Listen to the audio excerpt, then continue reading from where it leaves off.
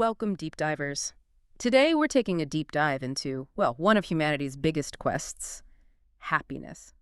What is it, really? How do we understand it, chase it, maybe even measure it? And what surprising truths might pop up along the way?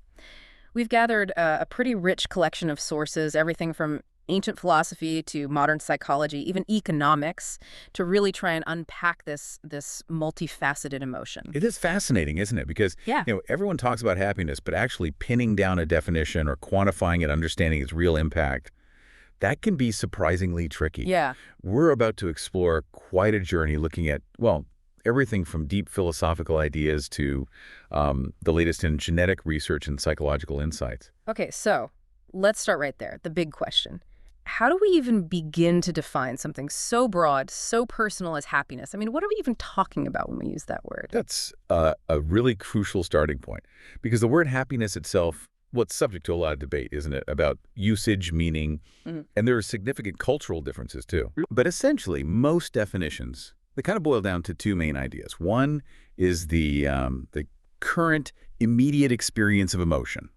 What Nobel laureate Daniel Kahneman calls what I experience here and now. Like feeling good right this second. Exactly. Think of it as that fleeting feeling, pleasure, joy, contentment, the sort of thing you might find in a dictionary definition. But the other idea is, well, it's a broader appraisal of life satisfaction, like Ruth Veenhoven defines it. Overall appreciation of one's life as a whole. Ah, okay, so more like stepping back and thinking, yeah, overall things are good. Precisely. And Kahneman points out that this broader life satisfaction, that's often what people truly value more than just the current emotional hit. Yeah. So it's not just about feeling good right now, Right. but about feeling good about your life as a whole. That makes so much sense. It's like the difference between, say, enjoying a really delicious meal in the moment versus feeling generally satisfied with your diet over the last month or something. Good analogy. And some definitions even try to, combine both, don't they? I think Sanja Lubomirski's description does that. It mentions the experience of joy, contentment, or positive well-being combined with a sense that one's life is good, meaningful, and worthwhile. Exactly. Trying to capture both the feeling and the evaluation. And then you have that ancient Greek term, eudaimonia. We often translate it as happiness, but you're saying it's really closer to welfare or flourishing. That's a much better translation, yes. Right. Flourishing. Yeah. And Xavier Landis even suggests including subjective well-being, mood, and eudaimonia for a really comprehensive picture.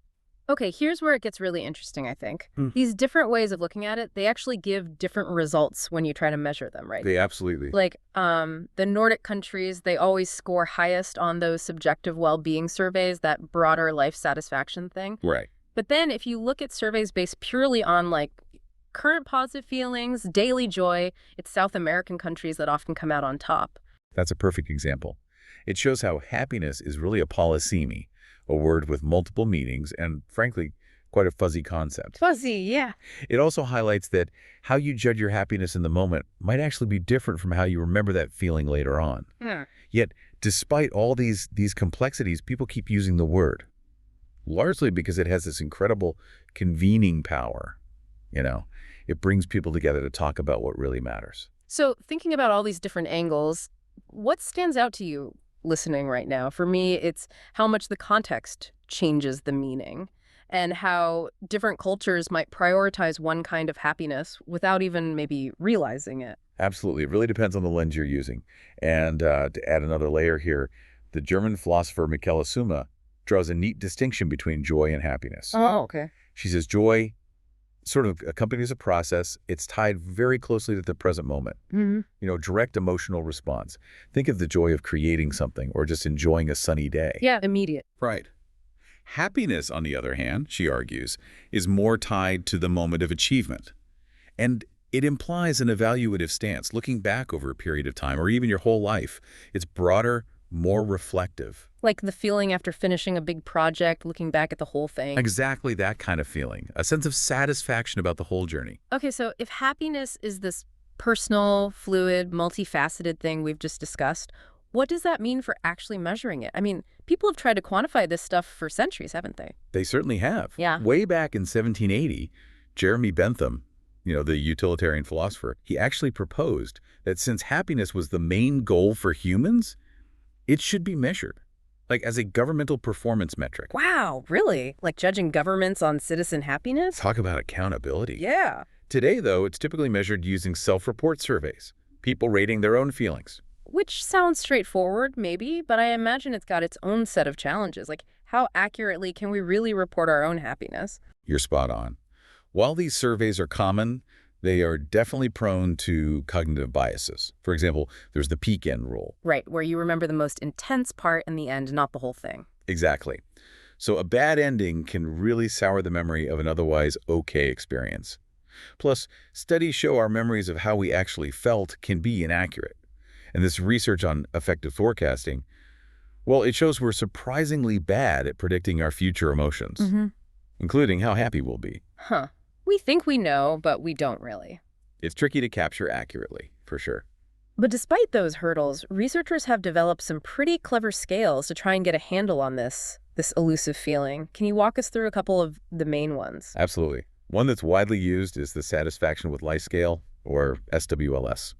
It's a global assessment, quite short, just 5 statements. Okay. You rate your agreement with things like, in most ways, my life is close to my ideal, or I am satisfied with my life. It's really aiming for that broader reflective evaluation we talked about. Got it. That big picture view. Then there's the Positive and Negative Effect Schedule, PANS. That's a bit different. It's a 20-item questionnaire looking at positive and negative emotions over different time frames like this moment, today, the past week, etc. So more about the feelings themselves. Exactly. It lists specific emotions, interested, distressed, excited, scared, and you rate how much you felt each one. This one really tries to capture those immediate, effect-based feelings. Okay. And for a simpler, maybe more visual approach, there's the Cantrell ladder method. The World Happiness Report uses this one. You imagine a ladder from 0 to 10, where the top is the best possible life for you, and the bottom is the worst. Then you just say which step you feel you're on right now. Oh, I like that. It feels quite intuitive. It is a very direct way to get that global life evaluation. So these sound like quite different tools getting at different facets of happiness. And I guess these scales aren't just for, like, academic studies on individuals. They feed into bigger things, too. It's exactly right. Building on measures like these, you have the World Happiness Report, published every year since 2012. And it specifically differentiates between those cognitive life evaluations, like the ladder, and the emotional reports, like PANAS. Right. And it's worth noting the UK actually started measuring national well-being back in 2012, too. They were following the lead of Bhutan, which famously has been measuring gross national happiness for decades. Yeah, G&H instead of GMP. Right. It signals this growing global recognition that well-being isn't just about GDP or economic stuff. Now you have academic economists, international organizations really pushing for these multi-dimensional dashboards. Yeah, combining subjective measures like surveys with objective indicators, things like fairness, autonomy, community ties, engagement, looking at the whole picture of human well-being. That makes sense. And maybe surprisingly for individuals, happiness, once measured, tends to be quite stable over time, despite, all the ups and downs life throws at us. Okay, let's get into the nitty-gritty now. How much of our happiness is actually, like, baked into our DNA? Is there a happiness gene? The genetics question. That's a fascinating and a very active area of research. There's work being done at the Li Kusheng Center at Harvard, for instance. Some research has suggested a possible link between the volume of gray matter in a specific brain area, the right precuneus and subjective happiness scores. Interesting, like a physical correlate in the brain. Potentially, yes. And the psychologist Sonja Lyubomirsky, she offered this well-known estimation. Maybe 50% of our happiness level is genetically determined, 10% by life circumstances, and the remaining 40% is actually subject to our own self-control, our choices and actions. 50% genetic, that sounds like a lot. It does, but it's important to understand the nuance here. Genes might give you a predisposition, increase the likelihood of certain tendencies, but they don't, 100% lock in your behavior or your happiness level. Wait, not destiny. Not destiny. And honestly, the research isn't entirely conclusive. There are conflating studies. Some couldn't find a link with specific genes like SLC6A4, while others find genetics really key. Heritability estimates, well, they range quite widely, sometimes as low as 12–18%, sometimes much higher, but often settling somewhere in the 20–50% range. So yes, biology plays a part, but it's definitely not the whole story. Okay. So if it's not all genes and only partly circumstances, what else actually causes happiness? Is it just about, like, encountering unexpected good things or seeing someone you love or getting praise? Well, those things can certainly trigger positive emotions, absolutely, little bursts of joy. But the broader research in positive psychology, well-being, eudaimonia, Yeah. it covers a huge spectrum. Biological factors, personal traits, relationships, institutions, culture, even global dimensions. Wow, okay. For instance, the Harvard study of adult development, the one that's tracked people for over 80 years, Yeah, incredible study. they found consistently that the happiest and healthiest individuals reported having strong interpersonal relationships. That kept coming up. This and other research really highlights that things like adequate sleep, good mental health, and strong relationships often contribute more to happiness than income does. More than money. Often, yes, especially beyond a certain basic level. That's a core idea you hear about in, say, Laurie R. Santos' really popular Yale course, Psychology and the Good Life. Right, so relationships, health, what else? Well, this brings us back to that key distinction between two historical ways of thinking about happiness. There's the hedonistic tradition, seeking pleasure, avoiding pain, that immediate good feeling. And then there's the eudaimonic tradition. That's more about living life in a full, deeply satisfying way, often through purpose, meaning, growth, even if it involves facing challenges. Okay, pleasure versus meaning, basically. Kind of. And interestingly, Kahneman suggests that people are often more driven by the search for satisfaction in life, that deeper meaning, that eudaimonic sense, than just the search for happiness as a fleeting emotion. That distinction, fleeting pleasure versus deeper satisfaction, that really resonates. It makes me think of Viktor Frankl, the psychiatrist who survived the concentration camp. Exactly. A powerful example. He observed that those who found some kind of meaning, even in those absolutely horrific circumstances, they were the ones who held on to life, while those who lost hope, well, they often died quickly. Absolutely.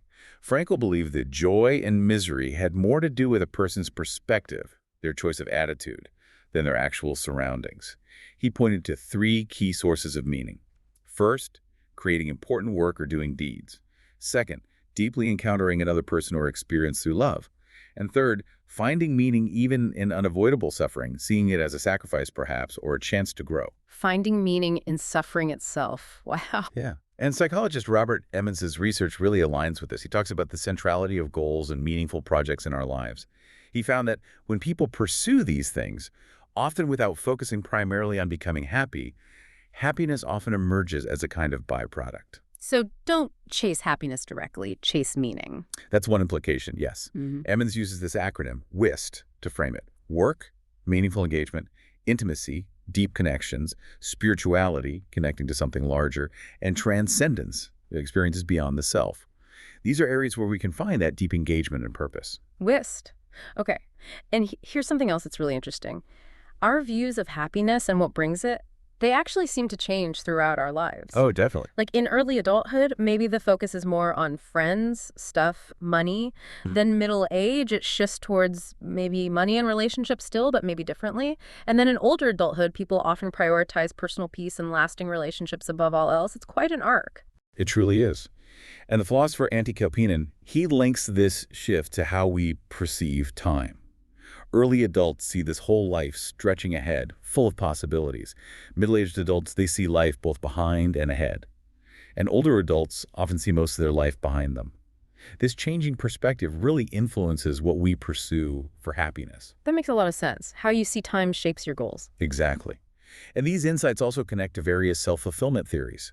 Think of Maslow's hierarchy of needs, right? Climbing that pyramid towards self-actualization brings deep satisfaction.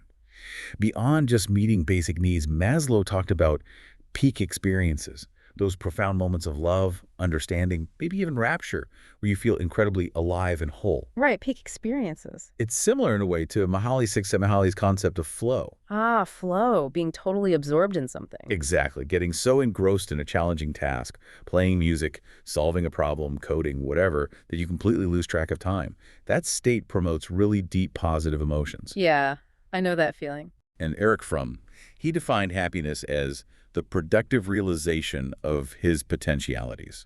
Basically, by using your energy productively, you increase your powers, your capabilities, and find joy in that growth. Okay. Then you have self-determination theory, which is quite influential. Right. It links our intrinsic motivation, doing things because we want to, three basic psychological needs. Competence, feeling effective at what we do, autonomy, having choice and feeling in control, and relatedness, feeling connected to others. When these needs are met, people tend to flourish. Competence, autonomy, relatedness. Okay. And Ronald Inglehart's research found that the amount of free choice a society allows its citizens has a major impact on happiness levels, especially once basic survival needs are met. Freedom matters. But not everyone's so optimistic, right? What about Freud? Freud. Yes, he offered a more, shall we say, pessimistic view. He suggested that humans are kind of restricted in achieving constant happiness. Why? Because we derive intense enjoyment mainly from contrast, like feeling warm after being cold or relief after anxiety, and very little from a steady state of contentment. He thought the possibilities for happiness were inherently limited. So we need the lows to appreciate the highs. That was part of his thinking, yes. Yeah. And related to that is the whole idea of motivational hedonism, the philosophical view that pleasure is ultimately the main aim of human life. Okay, let's shift gears a bit now. Let's talk about actionable strategies and maybe some surprising research findings. Since about 2000, there's been this huge boom in positive psychology. It focuses specifically on human flourishing, not just fixing what's wrong. What are its core ideas? Positive psychology has really blossomed, yeah. Its core ideas revolve around identifying and cultivating human strengths and virtues. They've outlined 6 key virtues that seem universal, things like wisdom and knowledge, courage, humanity, justice, temperance, and transcendence. The thinking is that understanding and using your signature strengths derived from these virtues can lead to greater well-being and happiness.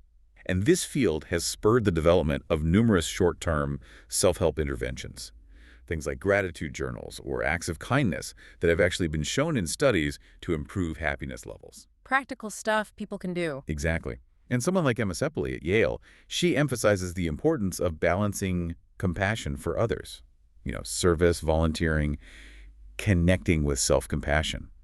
Taking care of yourself allows you to better care for others, and both contribute to well-being. Okay, let's unpack this now with a really fascinating finding. This comes from the Framingham Heart Study, a long-term project. They found this amazing spillover effect of happiness. Yes, the network effect. Right. They found that your happiness can actually be affected by a friend who's 3 degrees of separation away from you. So your friend's friend's friend. It's incredible, isn't it? Yeah. The study showed specifically that if a friend who lives within a mile of you becomes happy, it increases your probability of being happy by like 25%. That's a huge effect. It shows just how interconnected we are, often in ways we don't even realize. Our social networks literally shape our emotional landscape. It's mind-blowing. And this kind of connects to what are sometimes called indirect approaches to happiness. Some thinkers, like Albert Camus or Eckhart Tolle, have suggested that the very act of consciously searching for happiness might actually be incompatible with being happy. Like trying too hard ruins it. Kind of. Along similar lines, John Stuart Mill, the utilitarian we mentioned earlier, he believed that for most people, happiness isn't something you achieve by aiming directly for it. He thought it was best achieved en passant, sort of indirectly. How so? By focusing your energy on some external purpose, helping others, pursuing a creative passion, working towards a goal you care about. Mills suggested that if you concentrate on something else, you'll inhale happiness with the air you breathe. It just happens as a byproduct. Huh. So stop trying so hard to be happy and just get engaged in life. That's the idea. Yeah. An interesting perspective, right? And some observers, like William Inge or Swett Martin, noted that some people just seem to be born happy, or that the happiest people often have no particular cause for being happy except the fact that they are so. Maybe for some it's less about pursuit and more about disposition. And on a more, maybe, therapeutic level, cognitive behavioral therapy, CBT, that's widely used now to help change habits and promote happiness, right? How does that work for someone wanting to feel happier? Right. CBT is very practical. It helps people identify and then reframe problematic thought patterns and behaviors that might be contributing to unhappiness or anxiety. It involves techniques like maybe role-playing new ways to handle situations, learning beneficial coping skills, finding new activities that support more positive feelings and actions. It's really about consciously changing those mental habits. Training your brain, in a way. In a way, yes. Reshaping those automatic negative thoughts. And Daniel Gilbert, the Harvard psychologist, he came up with this really interesting concept, synthetic happiness. What's that about? Yeah, synthetic happiness. Gilbert argues that we all have this kind of psychological immune system. It helps us regulate our emotions and, crucially, allows us to make happiness for ourselves even when things don't go exactly as planned. Make happiness? How? He contends we're surprisingly good at finding the silver lining, or reframing situations to feel okay, even content, when we don't get what we initially thought we wanted. Like if you didn't get the job you aimed for, you might convince yourself the other job you got is actually better for you in the long run. Okay. Like rationalizing, but in a good way. Kind of. His research suggests that this synthetic happiness, the happiness we create, can be just as real and enduring as natural happiness, the kind we feel when we get exactly what we wanted. It suggests personal happiness is largely based on perception, how we frame things. It reframes happiness less as a destination you arrive at and more as a journey of perception and adaptation. Fascinating. Okay, so we've talked about what happiness is, how to measure it, what influences it, how to pursue it, maybe directly or indirectly. Now, what does happiness actually do for us? And maybe controversially, is there such a thing as too much happiness? Right. Well, first off, researchers generally consider happiness measures quite reliable. Why? Because studies consistently show that people who report being happy also tend to exhibit behaviors we associate with happiness. They smile more, they're rated as happier by friends and family, they're more sociable, more helpful, and significantly, they're less likely to commit suicide.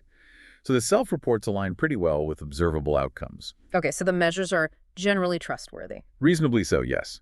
Now, in terms of what works to boost it, some recent evidence-based research, specifically a 2023 meta-analysis that used really high-quality criteria, found reasonably solid evidence for a couple of things. Gratitude interventions, like writing down things you're grateful for or expressing gratitude to someone, seem to work. And also, simply having conversations with strangers or increasing general sociability. Talking to strangers makes you happier. Really? The evidence suggests it can, yes. But here's a truly surprising finding from that same rigorous study. Okay. They found no convincing evidence that things like sports, mindfulness training, or taking walks in the countryside actually made people happier. Wait, what? No effect from exercise or mindfulness or nature walks? That seems counterintuitive. It is surprising, isn't it? Huh? It challenges a lot of common assumptions about well-being practices. Now, this doesn't mean those things aren't good for you in other ways, like physical health or stress reduction. But the direct causal link to increased happiness, according to this specific high-standard meta-analysis, wasn't strongly supported. Wow, okay. That really makes you rethink some conventional wisdom. But setting aside those surprising findings, let's talk about the generally accepted positive effects of being happy. There are quite a few, right? Oh, absolutely. Happiness consistently shows positive links with physical health. It even predicts longevity in healthy populations. Living longer if you're happier. The data points that way. And behaviorally, happier people tend to be more helpful, more attentive, more generous, both to others and actually to themselves, too. They tend to be more cooperative, less aggressive, more sociable, and better communicators. So it makes you a better person to be around, basically. It seems so. And beyond social aspects, happiness also seems to foster creative problem-solving, persistence when facing challenges, intrinsic motivation for tasks, meaning you enjoy the task itself, and more efficient decision-making. Okay, so it's good for you, good for others, good for getting things done. And here's a really intriguing point from Liebermersky, King, and Diner again. Their research suggests that happiness often precedes success, rather than just resulting from it. Wait, happiness comes first. Often, yes, in areas like income, relationships, marriage quality, work performance, even health. Conversely, low mood correlates strongly with negative outcomes. So happiness seems to act almost like a protective factor, a foundation that makes success more likely, rather than just being the prize at the end. That flips the usual script, doesn't it? Be happy, then succeed. It certainly challenges the "I'll be happy when" narrative. Okay, now for the flip side. Can happiness actually have negative effects? Is it really possible to be too happy? Well, according to psychologist June Gruber, it might be. She argues that experiencing happiness too intensely, or perhaps inappropriately, could potentially trigger negative outcomes. Things like increased sensitivity, maybe gullibility, potentially less success in certain contexts, and even a greater likelihood of engaging in high-risk behaviors. High-risk behaviors, like feeling invincible. Perhaps something like that, yeah. Overconfidence, maybe.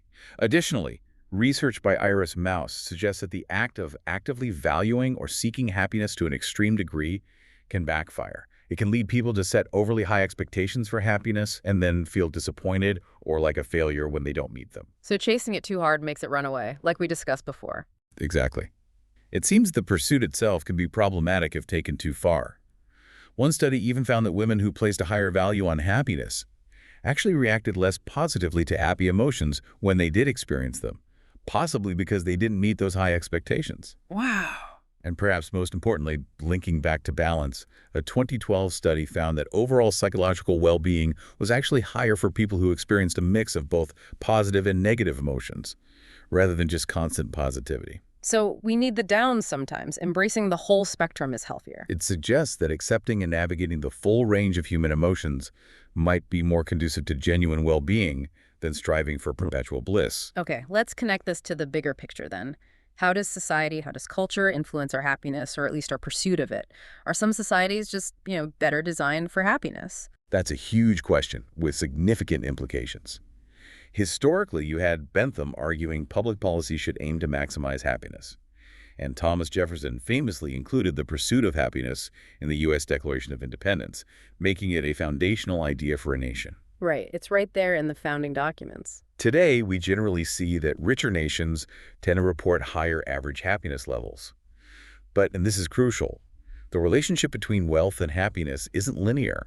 A $1,000 increase in GDP has a much bigger impact on happiness in a poor nation than in an already wealthy one. There are diminishing returns. Makes sense. Once basic needs are met, more money doesn't automatically equal much more happiness. Exactly. And political scientists debate the best societal model for happiness. Is it a social democratic model with strong safety nets and equality? Or is it a system emphasizing economic freedom and individual opportunity? The evidence is complex and contested. And beyond government structure, what about cultural values? They play a massive role. For example, hedonism, the direct pursuit of pleasure, seems to be more strongly related to happiness in individualistic cultures, like many Western societies. Social structures matter too. Research shows unhappily married couples face significantly higher risks of depression, highlighting how relationship norms impact well-being. So culture shapes what we value and how our relationships affect us. Precisely.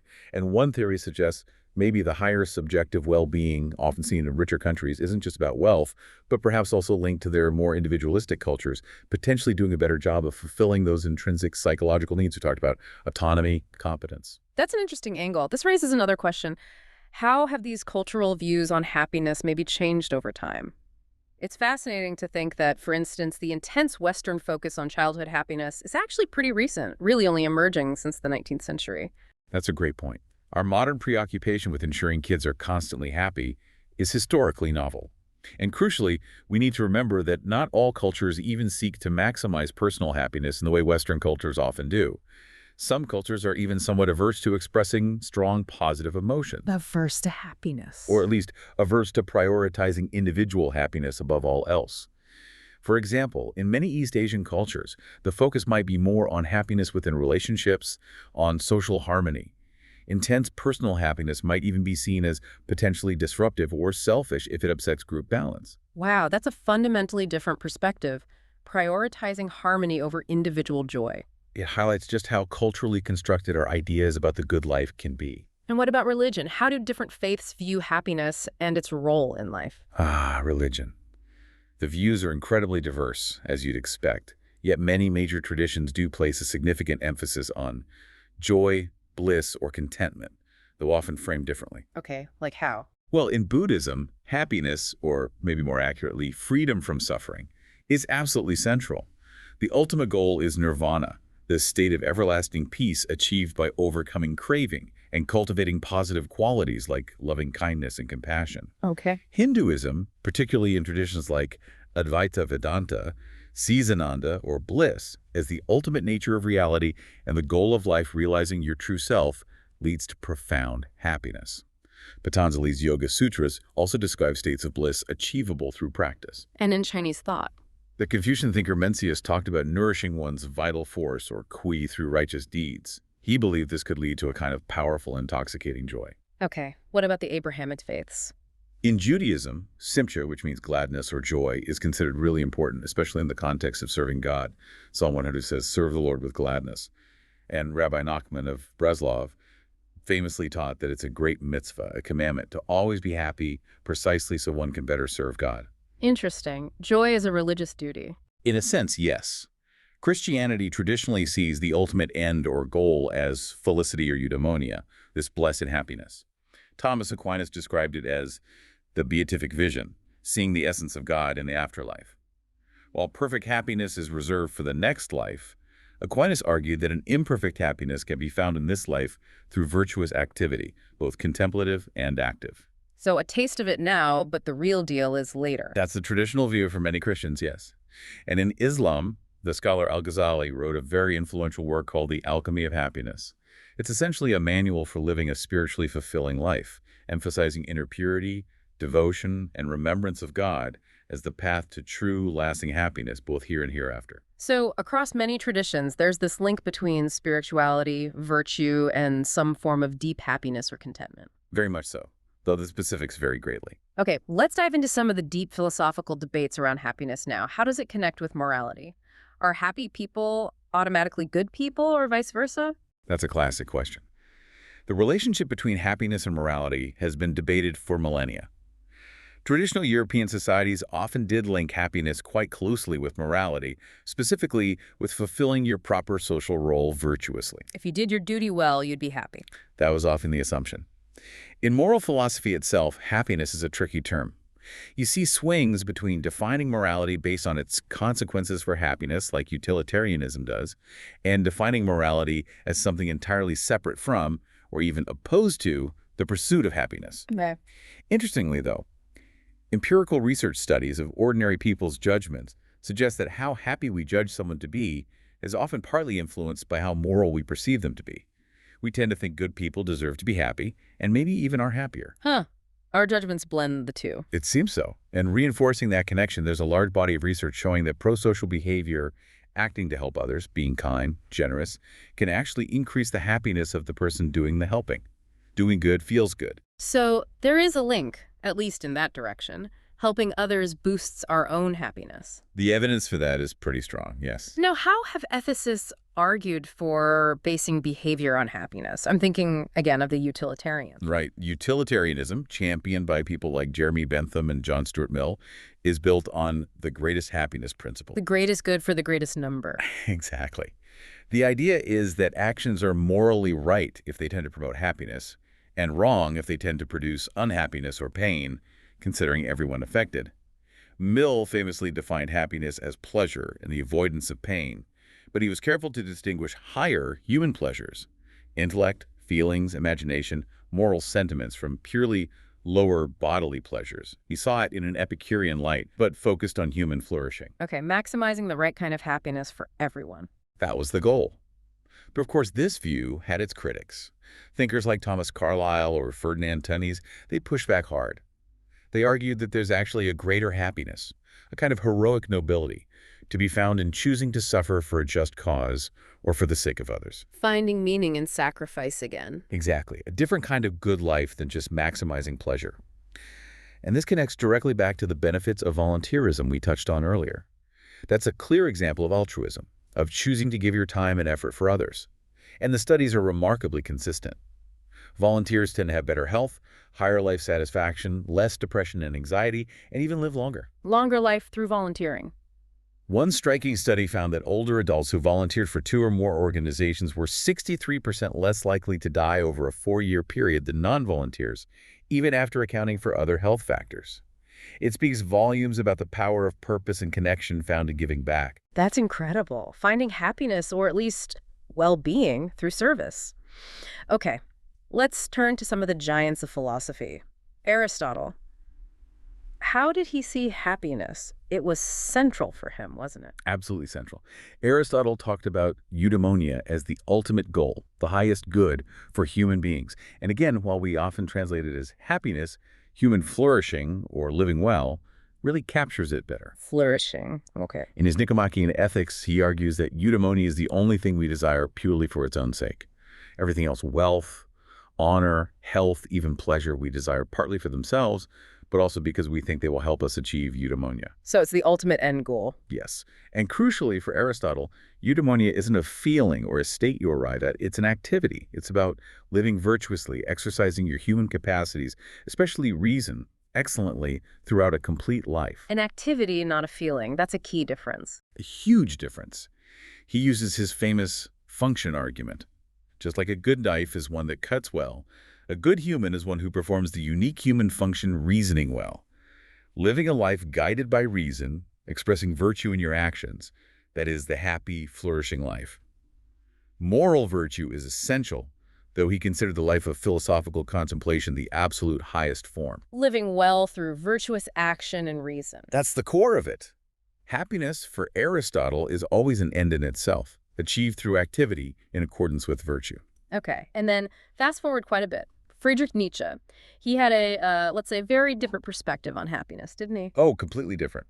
Nietzsche was deeply critical of the English utilitarians and their focus on maximizing happiness for the masses.